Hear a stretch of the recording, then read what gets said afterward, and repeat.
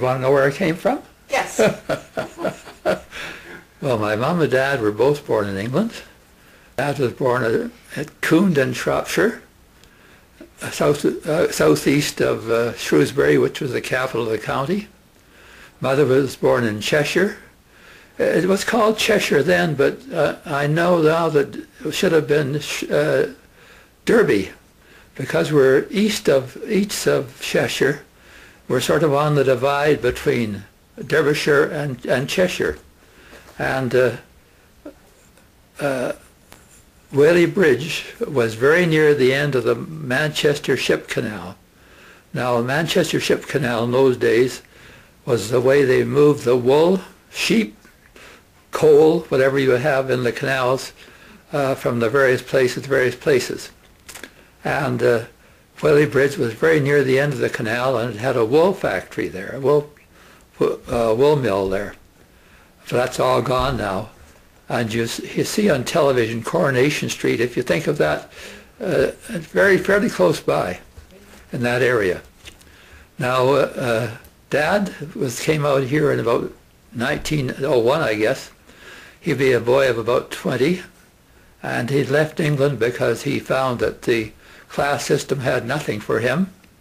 He was apprenticed to a wagoner on an estate there, and he relates how he used to have his breakfast downstairs, he called it, downstairs. Now you remember upstairs, downstairs in the show, or the new one, what is it, something place? Downton Abbey? Yeah, that's right.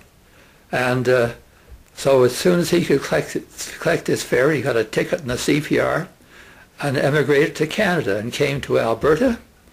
Now in those days, none of the provinces, Manitoba, Saskatchewan or Alberta had been established yet. They were still part of the rough West, and they came into Confederation in 1905. And of course BC came into Confederation in 1885 when the railway was finished. Now Dad farms at Bulwark, a place east of Stettler, middle Alberta. You think of Edmonton, Calgary, Red Deer, Stettler. It was on the train line east there, near Castor and Coronation.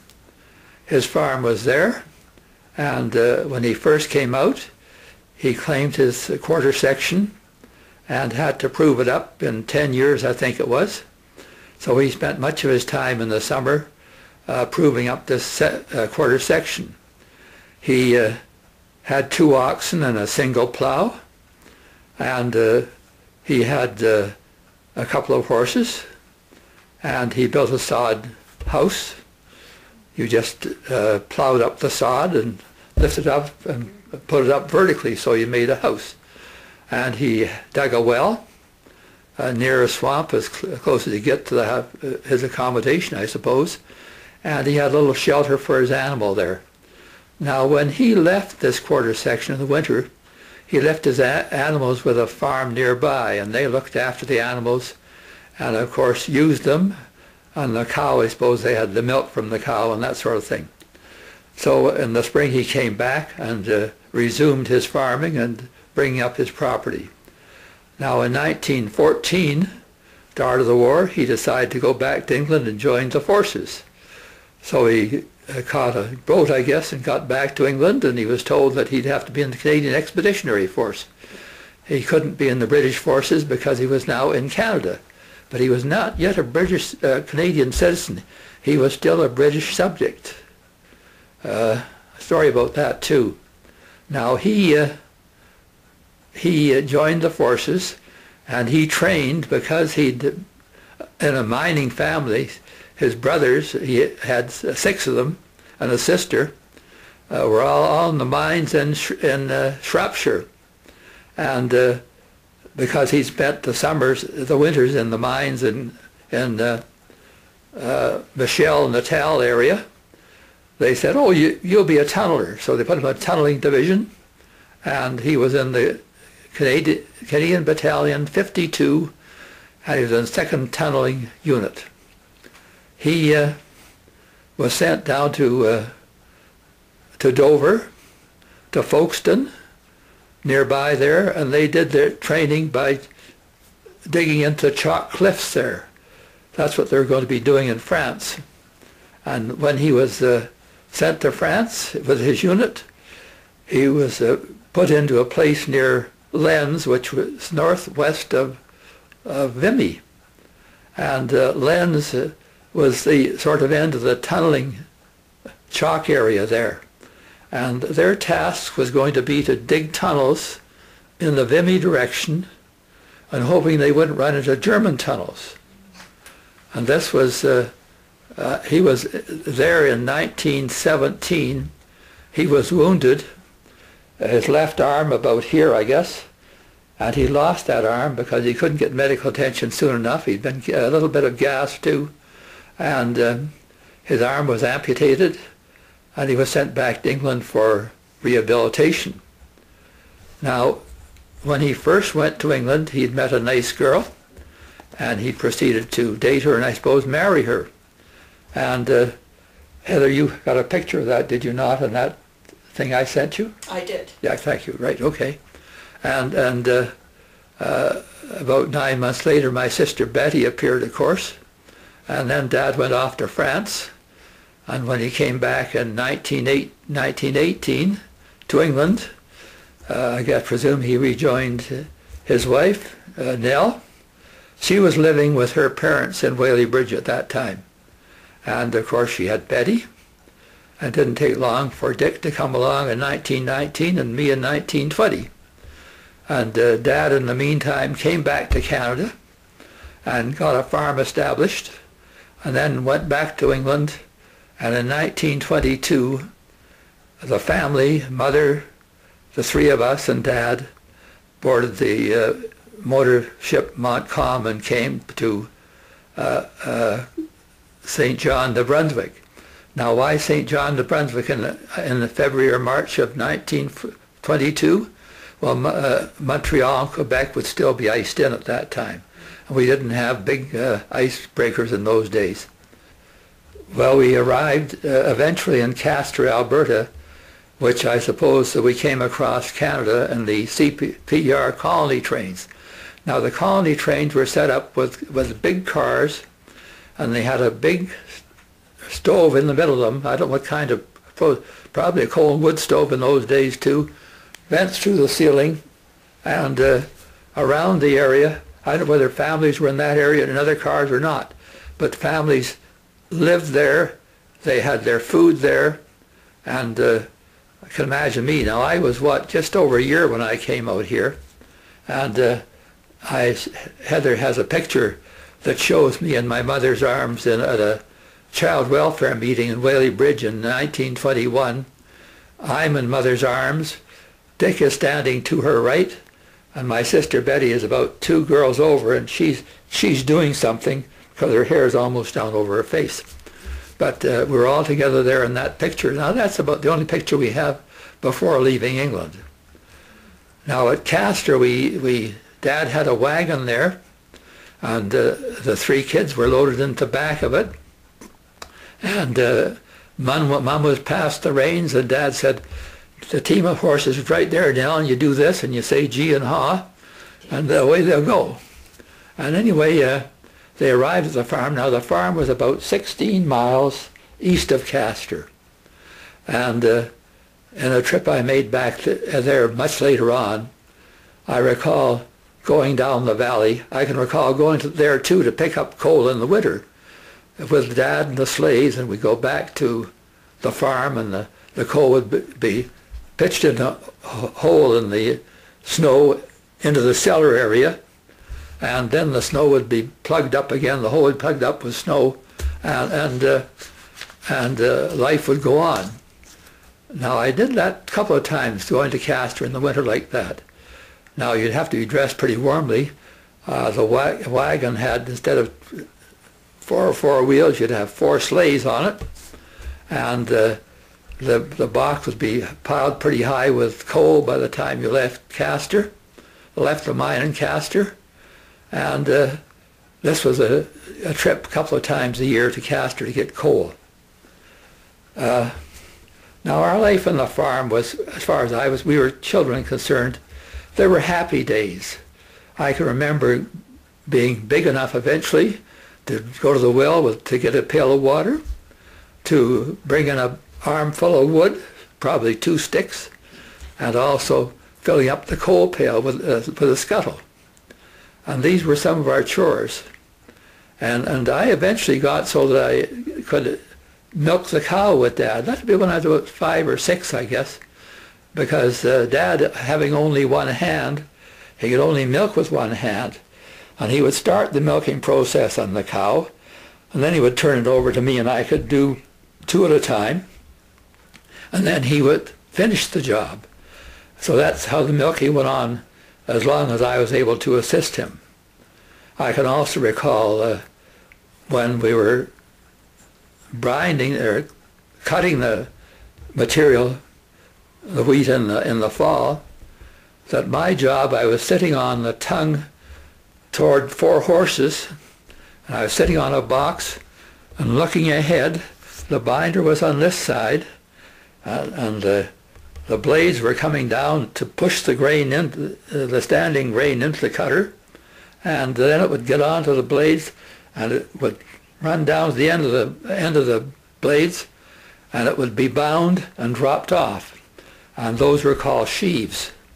Now, we also helped Mom and Dad stook. When in the fall, when they were out in the field, everything was ripe, and you were getting ready for the thresher to come, you made sure that everything was stooked with the cut ends down and the heads up, and you put about 10 sheaves together like this so they'd support one another and the wind wouldn't blow them over. And then the binder would come in the fall, not the binder, the thresher would come in the fall, towed by a big steam engine. You could hear it coming up the road from the nearby farms, and it had the thresher onto the big tractor, and behind that would be a bunkhouse. And this sort of train noise was coming up the road, and of course the big wheels on the tractors had great big cleats on them, and every time they hit a rock or something, a lot of noise followed. So it made a lot of noise coming into the yard. It came into the yard and it would drop the bunkhouse near the house, and then the thresher and the engine would go down the valley and up into the field where it was going to work. And eventually other people would join, and the crew would then thresh the wheat, thresh the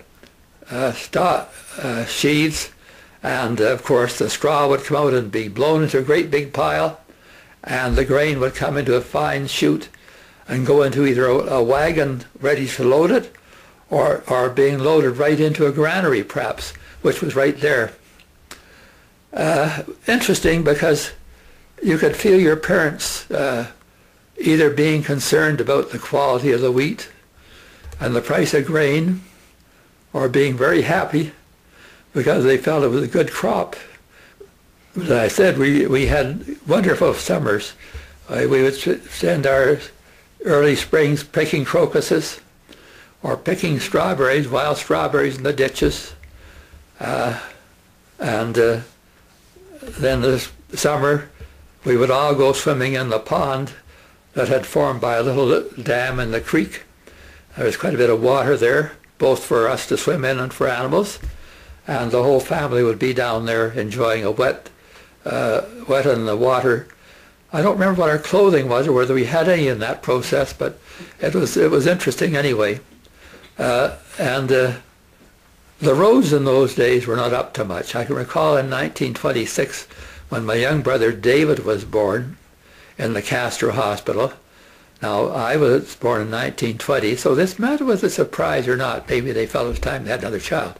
In any event, David arrived, and at that time we were doing fairly well, and Dad had a pension, a British pension, and of course he was making a bit of money from the farm, I suppose, although grain prices still weren't very high, but labor was cheap and he was a laborer, and that's why farming survived, I suppose.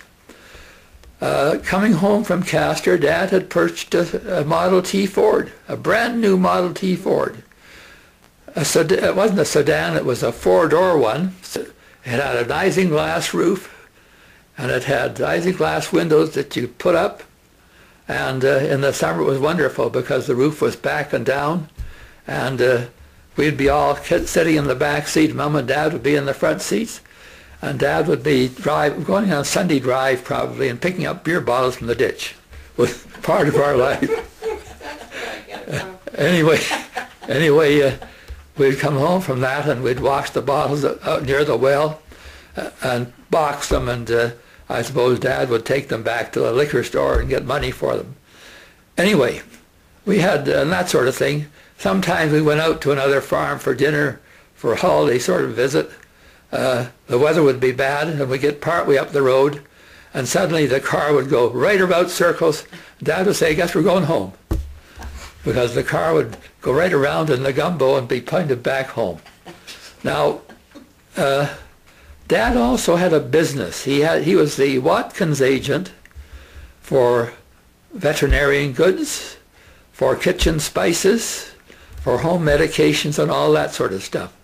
So he took orders from the nearby farmers, and I guess he submitted those, and then he got back the order and then distributed it to farmers. And he collected, of course, from the farmers. I can recall we used to get a big 5-gallon pail of honey, and he would have to divide that up into the cans for the various people who had ordered it. Most of them would order a gallon, so about 5 farms, I suppose that. And I remember opening that can and helping him move it into the other smaller pails. But that was the sort of farm life we had, and it was very pleasant. I think our parents were very good. They didn't show any kindness, concern. They weren't irritated by us. We did chores as we were asked, and I think our farm life was fairly happy.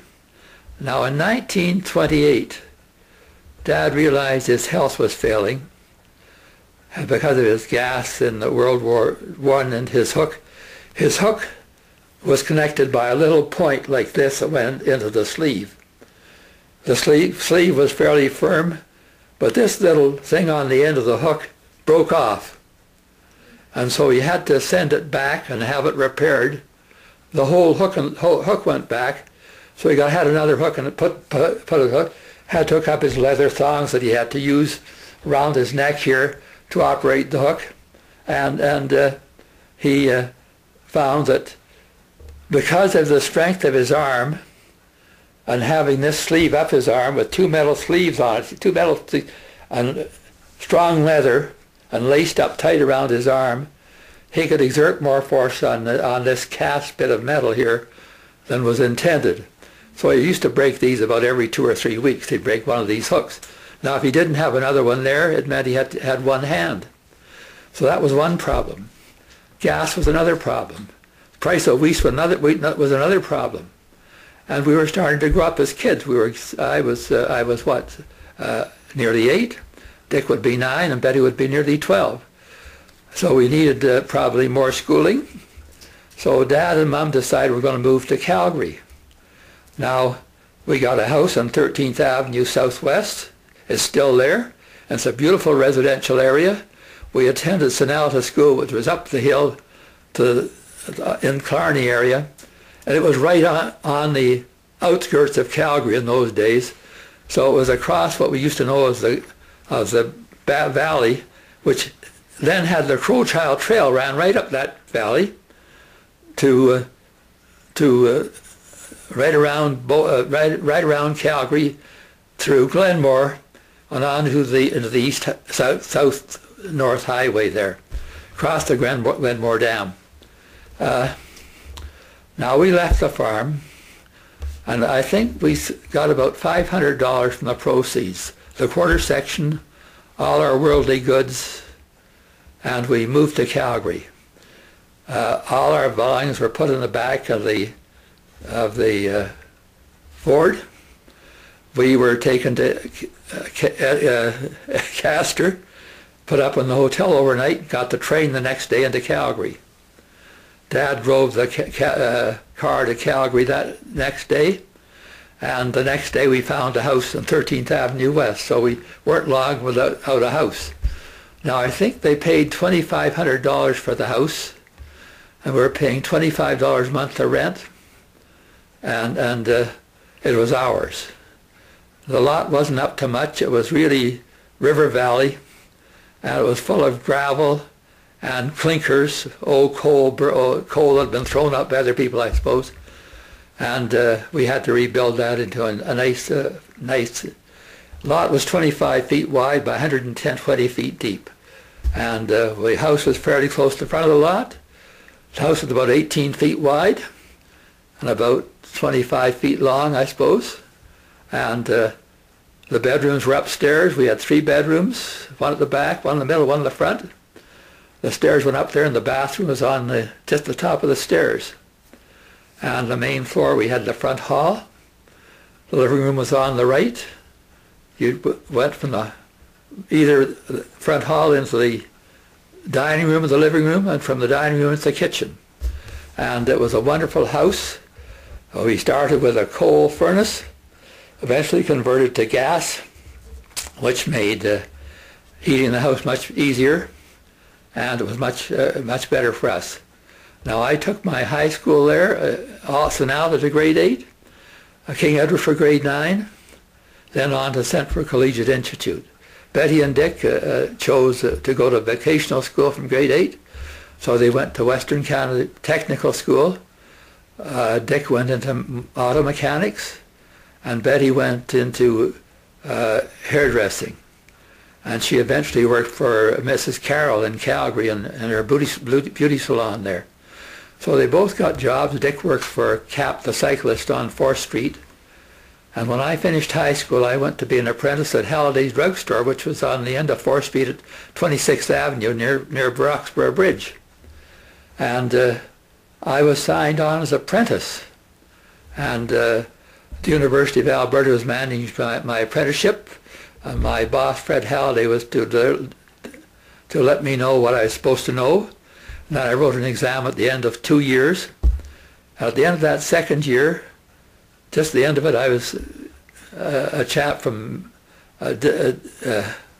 Tecumseh came in. His name was Brent Johnson. I'd gone through school with him. And now he was now a writer in HMCS Discovery.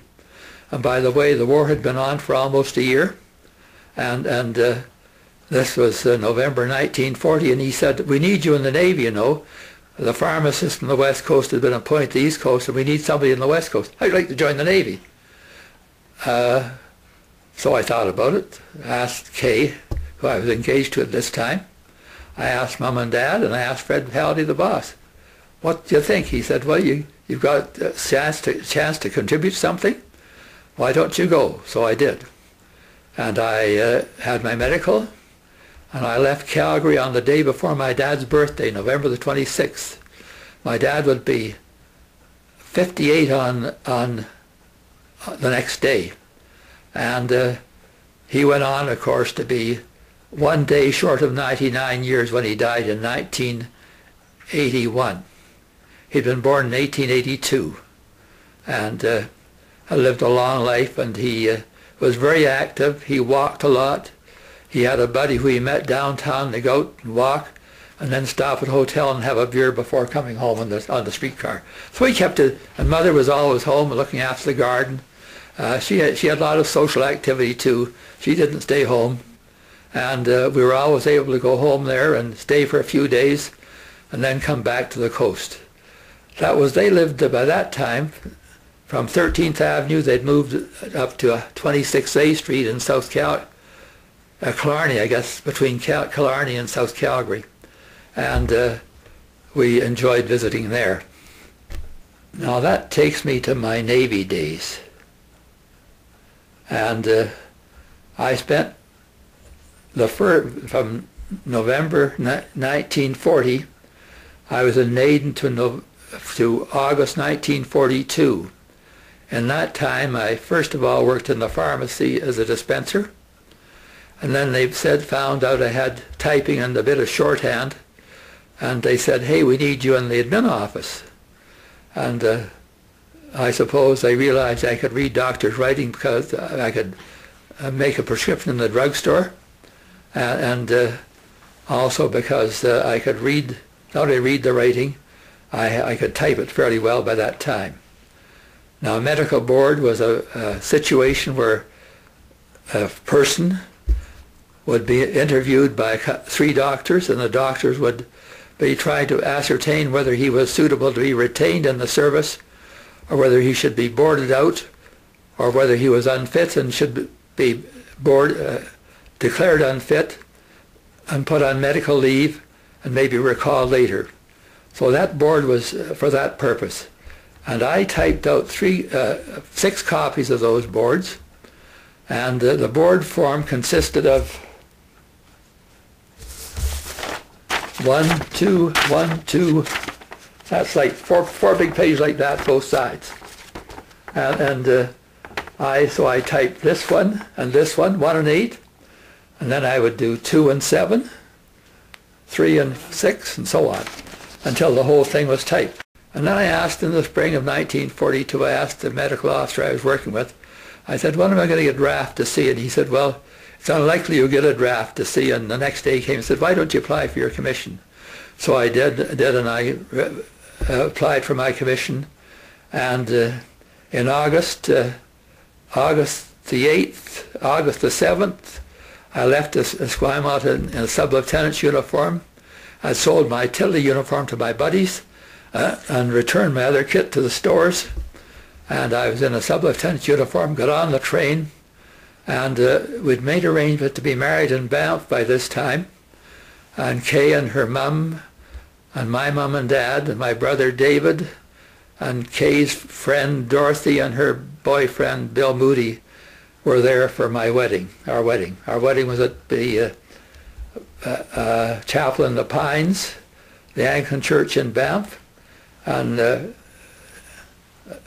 Cully Montgomery was the rector of the church, and he married us at that church.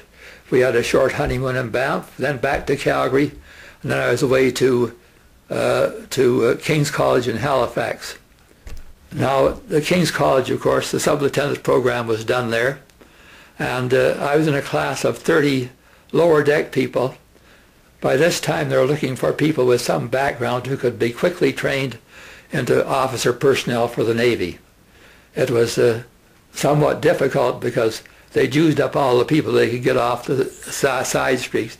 Now, these were people who were lawyers or doctors who wanted to be in the Navy and had no service background.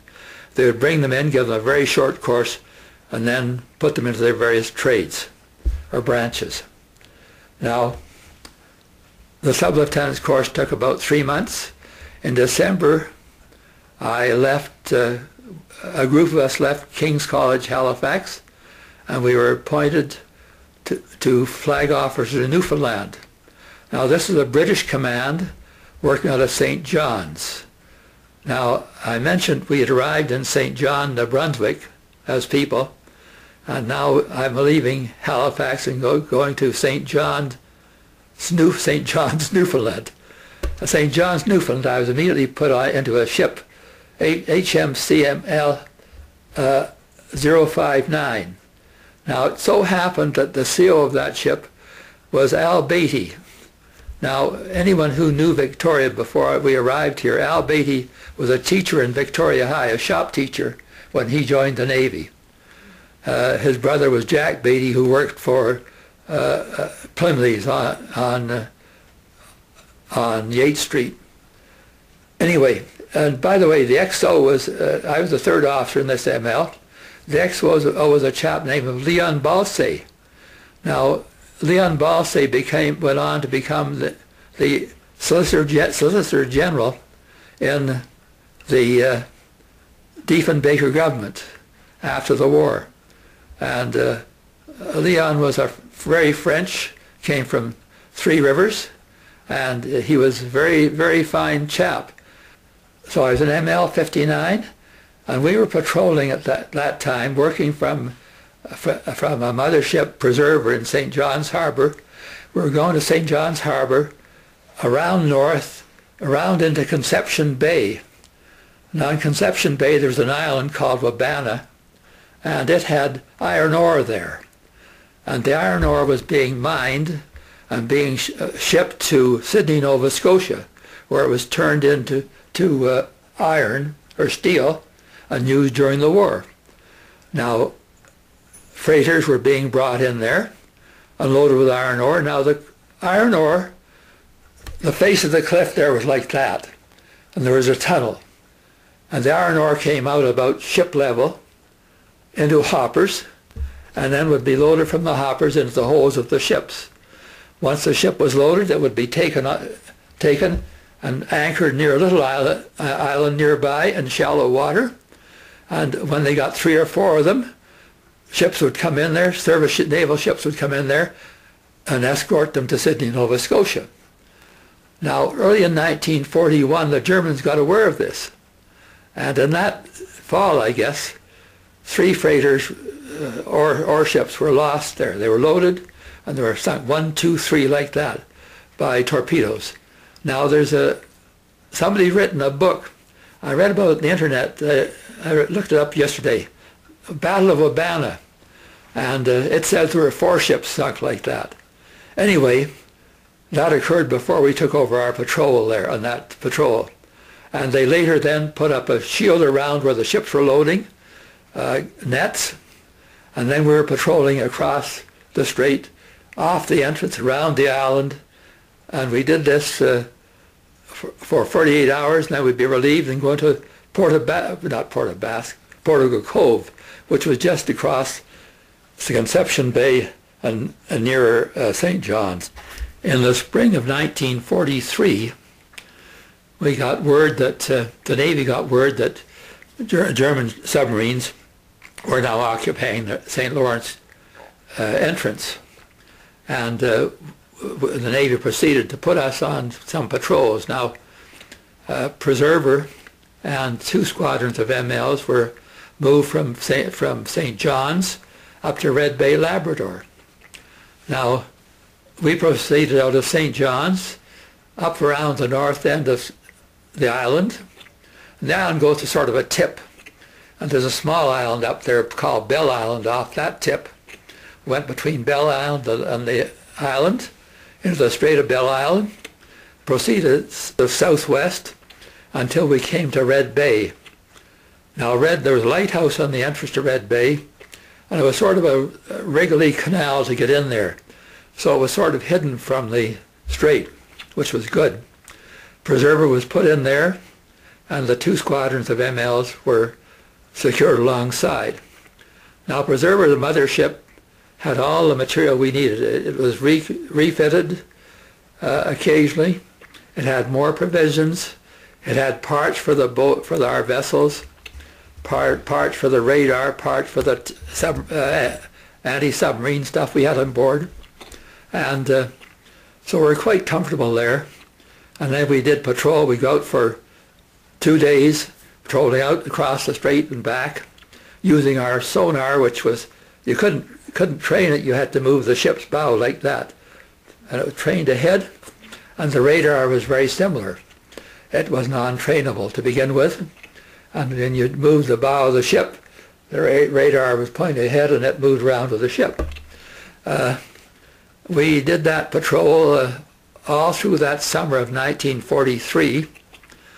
In September of 1943, a message came to the Preserver that I was to be appointed to Halifax and take over command of ML-77. So I and another officer were moved to duty boat, I guess, down to Corner Brook, and by train to Port aux Basques, by ferry to Sydney and on to Halifax.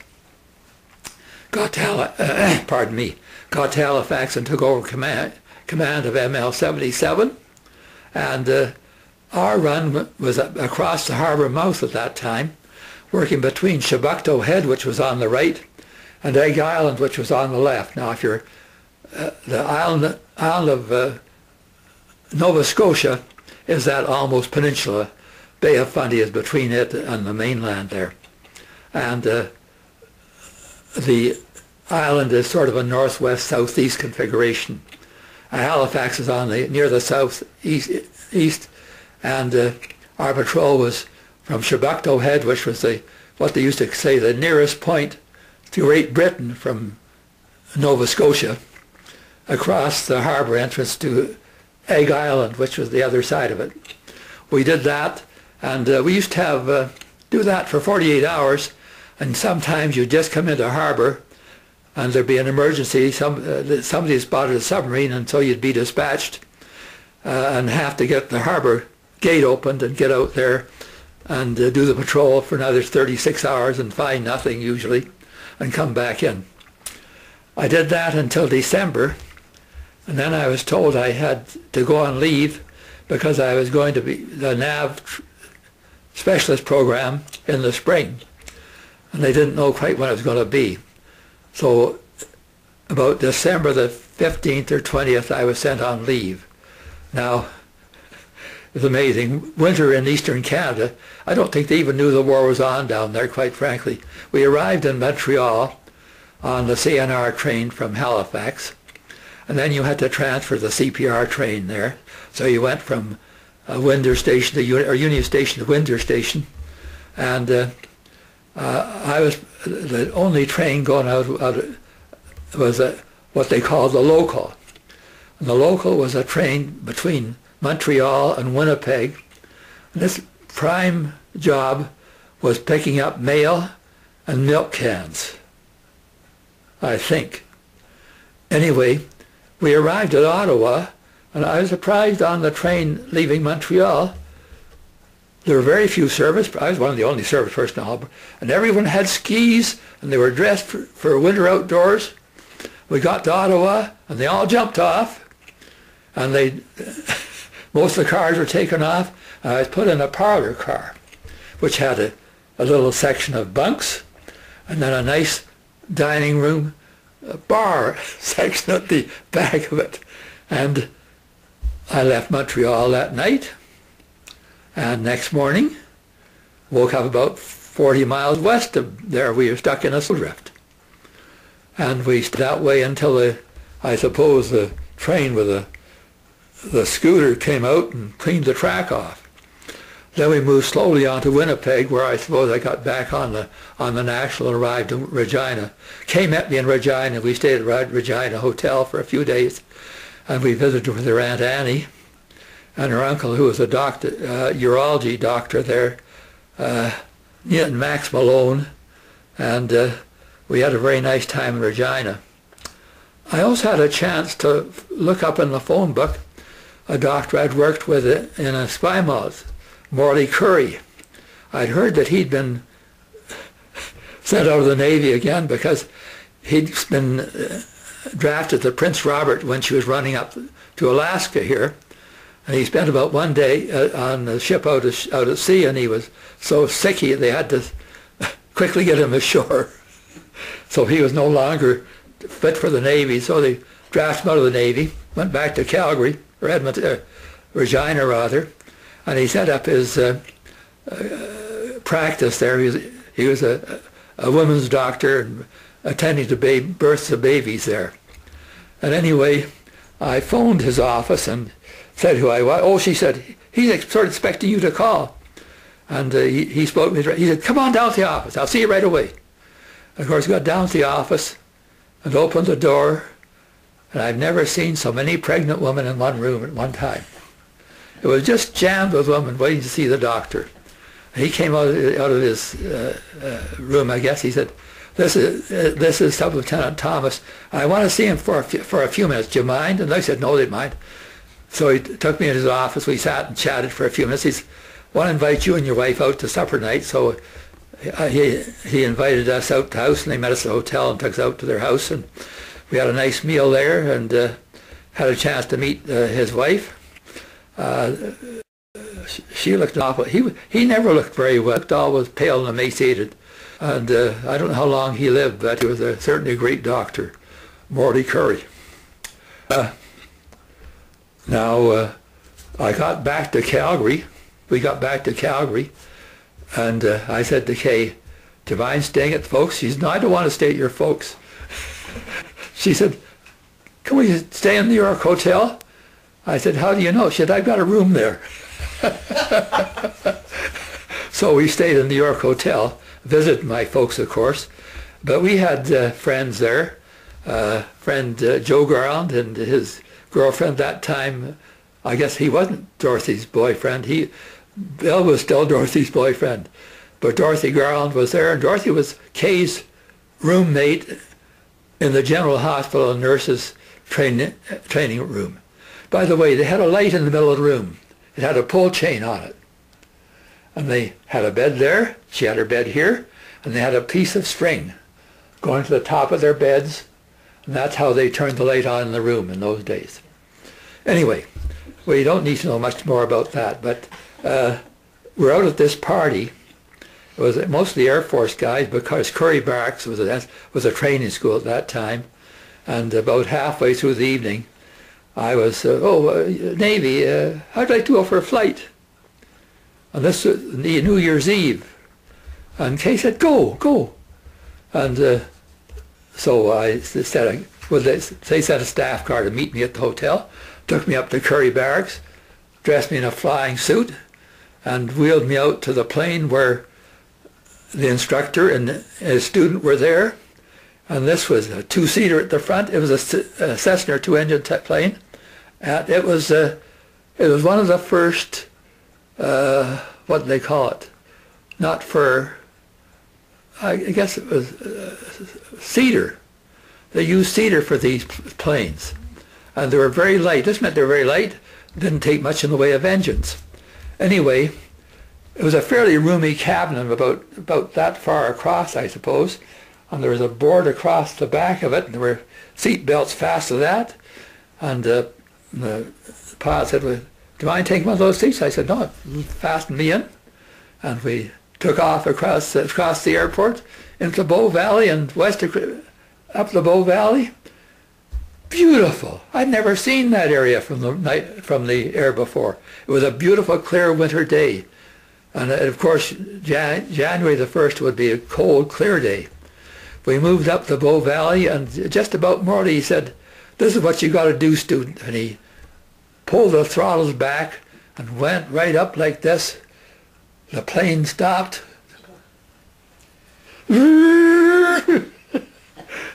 So he had the student, he said, this is what you got to do. The plane's going to stall, and it's going to flap down like that, and you've got to regain control of it. Put the throttles back on again before you hit the ground. Get away from the ground, get up in the air again. And then do another one. So I did about 15 or 20 of those. And by this time, it was getting very late in the afternoon and time to return to the airport. But it was very interesting because a chance to get into the Air Force's aircraft. Later on, I did another stint out of Halifax in a Digby bomber on a submarine patrol out of Halifax. Now, I left Calgary and went to King's College for my long navigation program, completed it, and went into HMCS Lanark on mid-ocean escort, and we ran between St. John's, Newfoundland, and Londonderry, Northern Ireland, several trips until June 1945. I then sought release from the Navy and returned to Alberta and sought entry into the University of Alberta. University of Alberta, I took a degree in education. It was only a 3-year degree because I had my senior matric. And then in that summer of 48, we came to Esquimalt. Now by this time, Joanne was a product of Newfoundland, came in a cod box, and Don was born in Edmonton. She was born in Edmonton too, but Don was started there and born there, and he was about 4 weeks old when we came back to Esquimalt. And I did navigation teaching for the Navy that summer. And then in the fall, I applied for a job, got a job at Mount Newton Junior Senior High School. And I taught there for 2 years, and I met a couple of these people at that time, and the third one I met later, and I spent those two years. My first year was a grade 7 class.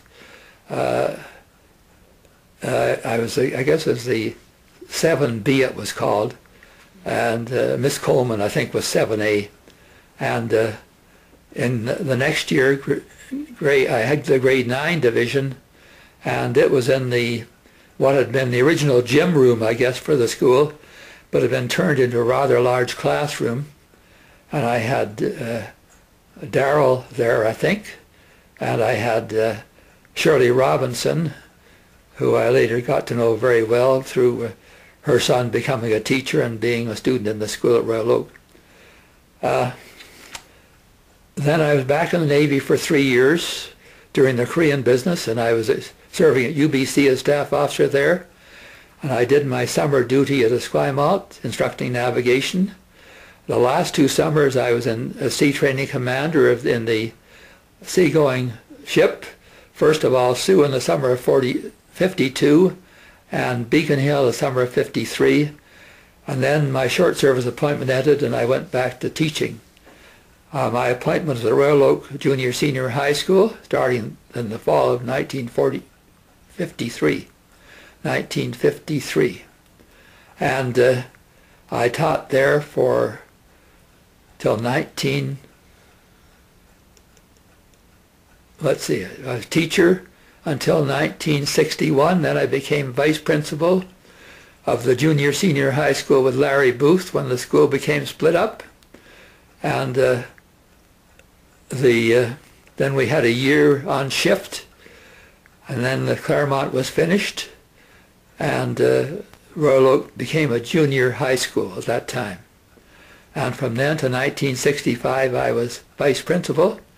In 1965 I became principal of the school, and from 1965 to 1971 I was principal, and then I was appointed secondary supervisor of the district, which I carried until 1981, when I felt I should probably retire and get out of the road. Anyway, teaching history.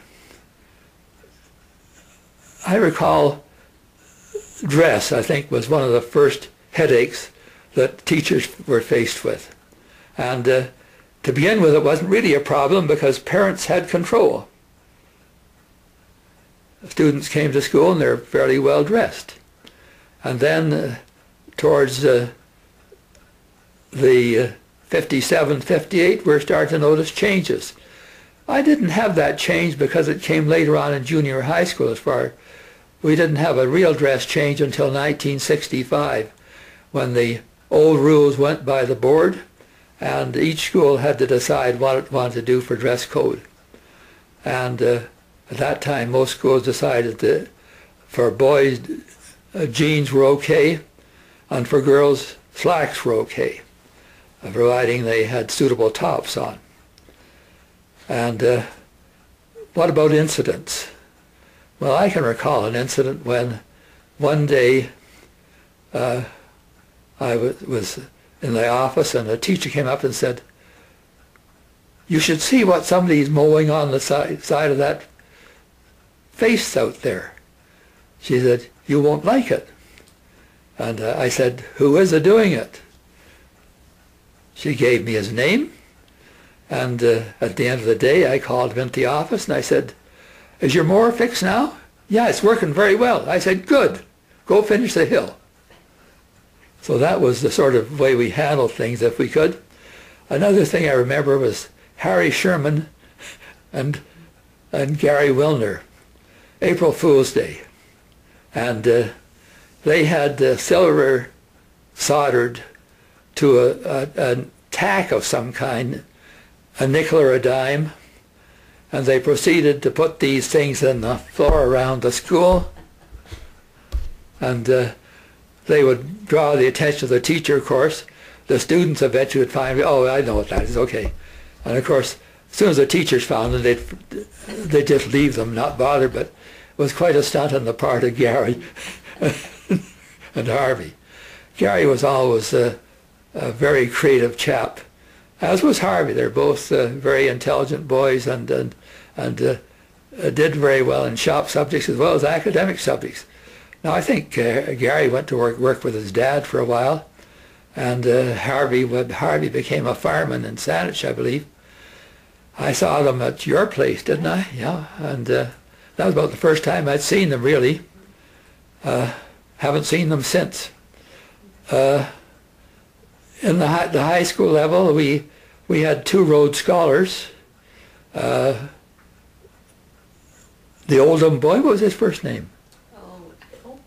Bill Oldham. Bill Oldham was a Rhodes Scholar, and Bob Grieve Evans was a Rhodes Scholar.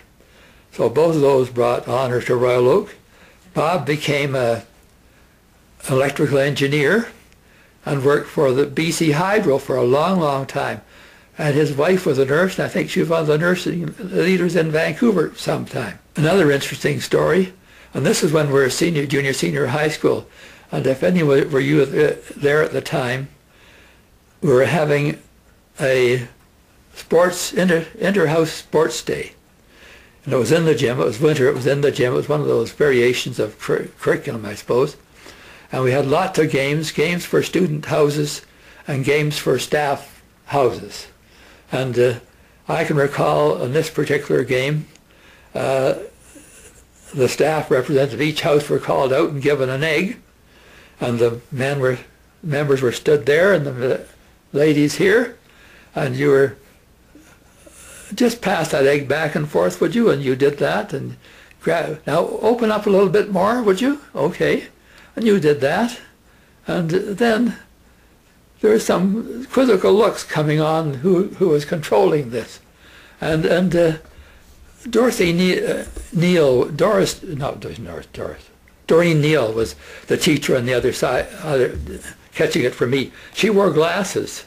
She did very well to begin with, but she had a dress like this, and I didn't know the egg had been changed. And I threw the egg back to her, and she went like this, and the egg went like this. And it was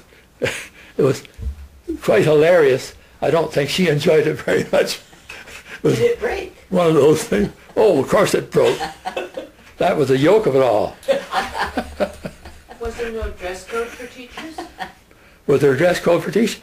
Dress code for teachers in those days was expected to be in the classroom, a jacket, shirt, tie. Talking about low-cut necklines. Pardon? Her low-cut neckline. For women? For an egg to go down. Well, it wasn't that low. It was like that. Oh, But when you're bending over like that to get the egg, it's pretty easy to do it. Okay. It probably splattered against her chest and then ran down. Anyway, dress was not much of a problem. Now, one of the things that we really had in those days, the people in this area mostly were World War II veterans. The ones who weren't were employees in Victoria, had regular jobs. Some of the veterans were trying to operate a small farm on the acreage they decided to take and weren't having a go of it, so they got jobs in the dockyard or in town doing something else. So they really had 2 jobs. And then, as the children grew up, mothers started to go to work. Now this was starting to happen in some cases it already happened, but this was those circumstances where it was really necessary. In other words, either this single mother or single father. But about 1960, I think, the change occurred, and the situation was that mother and father were both out of the house and both were earning wages of some kind. And this started to cause some problems because students lacked some control at home, and perhaps parents were much too kind to them, I guess, and saying, well, I guess that's all right, sort of thing, and weren't paying enough attention to what they should have been paying attention to. I can understand it. It happens. Royal Oak history. The Royal Oak School that I joined was built, completed in 1952. And it was completed on a piece of land that had originally been assigned for veterans housing, subdivision sort of thing. And George Chatterton was on our school board, and he was also the director of Veteran Services in Victoria. And so he had control over the important end of it, and he was the one who sprung the property from Veterans Affairs and got it so it could be used by the school district for the schools. Now, it was a fairly big piece of property to begin with, and you know what it was like. The bit of pipeline road ran down to school, and the old pipeline used to run down it. Now, I don't know whether any of you ever saw the old pipeline that ran down there. Did you see it, Heather? I don't remember. Did you remember seeing it? Up near the lake? Yeah, we used to walk up there. Yeah. Well, down near the school, it was under about 4 or 5 feet of soil, just across from the entrance to the school on the raised bit behind Wilson's house. That's where it ran, and then it ran across the school grounds. Now, that pipe, one day I had Johnny Chu come in, and he said, "We're going to be digging in that bit of land over there, is that all right?" I said, "Do you know what's there, John?" "Nothing there." I said, "Yes, there is." I said, "The old pipeline into Victoria's there, and I think it still runs through to Greenlee." "Well, we won't hit it." About 15 minutes later, John came in, "Got to get them to turn off the water."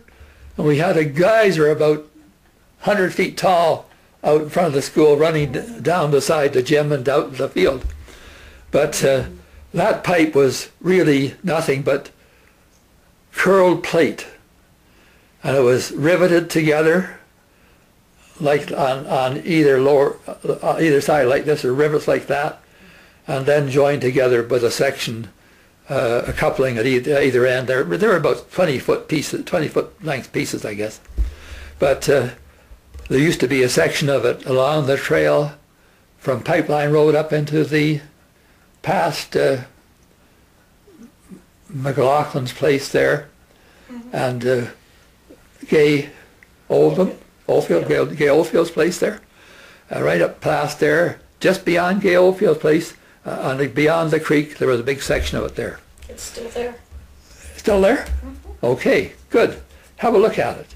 Now, so we had the school built in complete in 1952.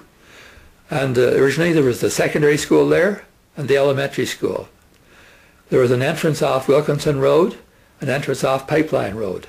Now, I don't know whether you people knew that at one time the VNS train tracks used to run up Shawnee, across the front of the school, and up behind the grocery store on the corner there, and then across the road.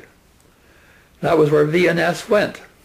Now, when the school was built, that right-of-way was still a raised bit of land, raised like that, and the water coming down like this caught on that bit of raise that was run like a funnel down to where it had been broken in front of the school.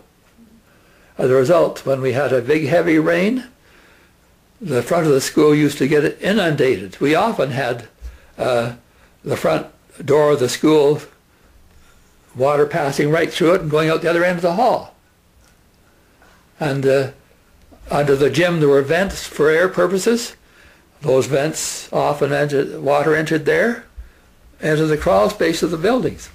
But these were problems of the site of the building, I guess. And it was really built on an economic point of view. It was supposed to last 20 years, 1952, 1972. So within 2005 it was demolished and replaced by the new middle school. Now, if you haven't been in the new middle school, you should get in there and have a look, because it's a beautiful building and offers all the facilities it should offer. Now, the additions to the old school, first there was the upper wing, beyond the shops, the home ec shop and the metal shop, up the stairs, 4 classrooms were added up there, and washrooms. And below that, it was vacant for a long time. And then Carl Bonnell and Morris Connor got permission to pour concrete down there. Darrell, did you do that? You pouring concrete down there? No? Okay. Anyway, the concrete was poured, and it was then used as a lunchroom to begin with, but eventually it became an art room and a small lunchroom. And then I think it became the library at one time before the building was removed. Now, there were other additions put on after that. On the east side of the old gym, boys' washrooms were added. The girls' washrooms took over the old boys' washroom downstairs there and ran right out of the end and made a much bigger girls' change room there. Then the counseling area between the library and the old building was built in there. 2 facilities, one for girls, one for boys, were put in there. Counseling rooms were put in there. And then the new gym was put on about 1971. And that was out a breezeway there from the school. And a beautiful building was put up there. And we had another problem we had with the school, I guess in those days, was a sewage problem. When a school grows from about 250 to 600, and you add 8 or 10 more toilet facilities in the building, you're going to have problems. And we went from a septic tank to cavitate. We had that big cavitator outside the gym area there, which was taking all the sewage and treating it and then dumping it into the Saanich system, I presume, because it went off southeast towards Saanich. Other improvements, the playing field. I think one of the biggest improvements that was made to school was improving the playing field. When I arrived there, the playing field was sort of a thing like this running towards Viewmont at upper end of the school, running down into a bog behind where the houses are now. They're off Viewmont. And I used to take our rotary mower down there and have the students cut an area for field when I joined the school. So we did have a small soccer pitch there outside to begin with. Then Bert Richmond, who was the superintendent of buildings for Saanich, met our building superintendent, Brian Shaw, and proposed to bring hog fuel in there and bring up the level of the field to about Greenlee Road across to below our buildings there, and drainage slightly to the southeast. And so we took the loam off, what loam there was there, dumped all the hog fuel in, and then backfilled the loam, and all that hog fuel had to be compressed. Now the hog fuel would be used today for bark mulch. Believe it or not, it's hard to believe, isn't it? But then it was nothing. It was useless. And all the Hindu trucks or the East Indian trucks used to come there and dump their hog fuel. And we had Saanich Parks had a bulldozer there to level it all off and compact it. Now we did one field at first, then they did a second field. Now the reason for that was Saanich Parks wanted to use those fields, and they did. On the weekends, Saanich Parks had to use them. On weekdays, until 5 o'clock, we had the use of them, and then they went over to Saanich Parks. So it was a good use of the property. We had, of course, night school in the school at that time. We had woodworking courses, home ec courses. History-wise, I think that the things that contribute most to school are intramural things, staff-student activities, parent-staff activities, student-parent activities, make a real school. And I think that's one of the things that Royal Oak School had, as I remember it, when I taught there. We tried to get parents involved a great deal. We tried to involve students. Later on, we became a junior high school. Students decided what dress they should have, and the school was run on a rights, freedom, rights, responsibility proposition.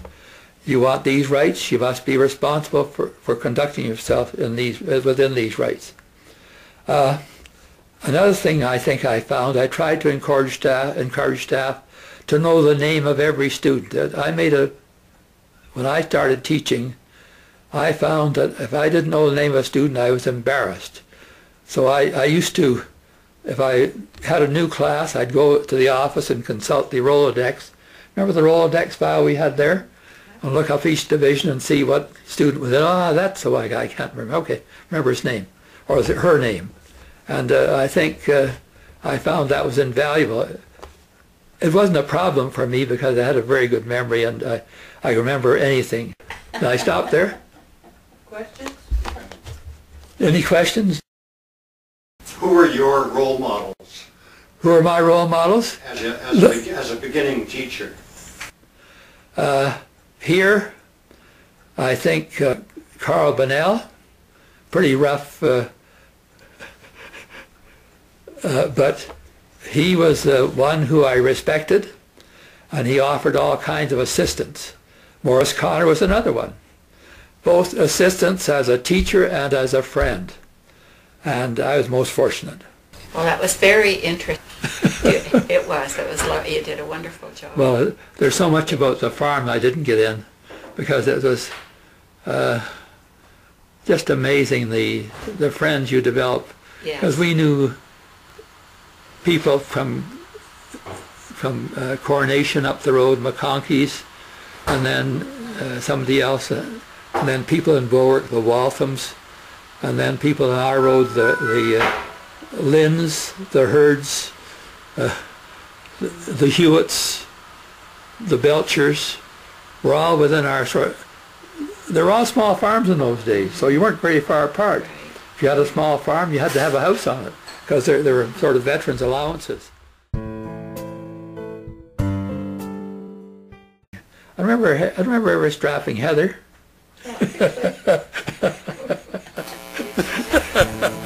You didn't tape that, did you?